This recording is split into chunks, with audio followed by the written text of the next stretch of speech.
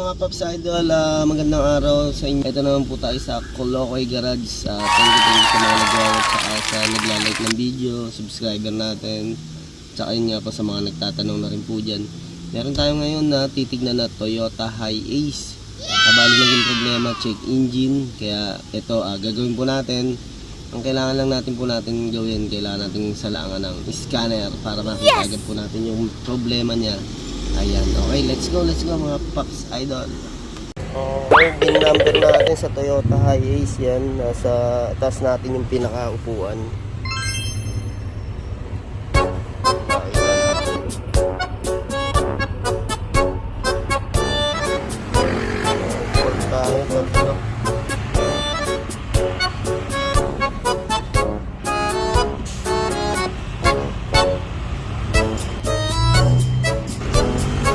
Video lang natin. Ito mga idol, lumabas yung ano natin sa injector circuit natin, kaya pala check engine.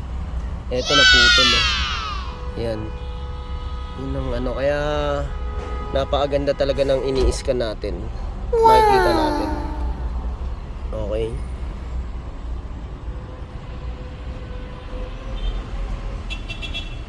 Yan, pending sa injector circuit.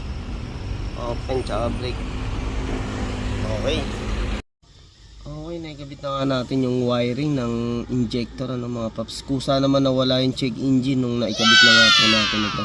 Kaya ang gagawin naman natin ngayon, lilinisin natin yung EGR valve tsaka intake manifold nitong Toyota Hi-Ace. Okay. Ayan, linis naman tayo mga idol. Magandang araw po. Eto, maglilinis tayo ngayon ng EGR valve tsaka intake manifold ng Toyota Hi-Ace. Kasama natin ngayon dito si Idol. Ito. Hello boss, good morning. Yun. Yan. Okay, kasi ito nga tinakbo na ito kay boss, nasa 180. Nasa 200 mahigit na yung tinakbo, kaya first time malilinis. Yan, tingnan natin kung gaano siya kadumi mamaya sa EGR valve natin. Okay. Okay, ito bali, ito na madumi na rin siya, yan buo-buo na ang daming carbon na laki. Yan. Hindi na maglalaro ng maganda tong ating EGR. Ayan. Okay. Tapos yun. Okay boss, sige boss. Okay. Yun nga mga Paps Idol sa naputol na wiring, pinix lang po natin yan.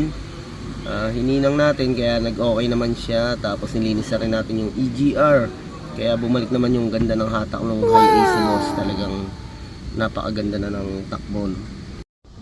Kaya mga idol, kaya pagka may problema mga kayo sa ganyan, check engine at kung ano naman yung lumabas sa ating dashboard.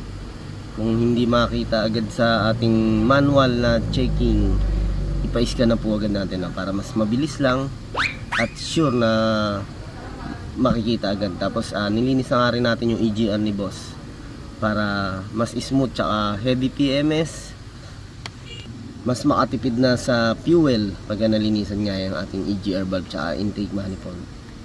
Okay, thank you po sa inyo mga Paps Idol, sa subscriber natin. Salamat po. Salamat.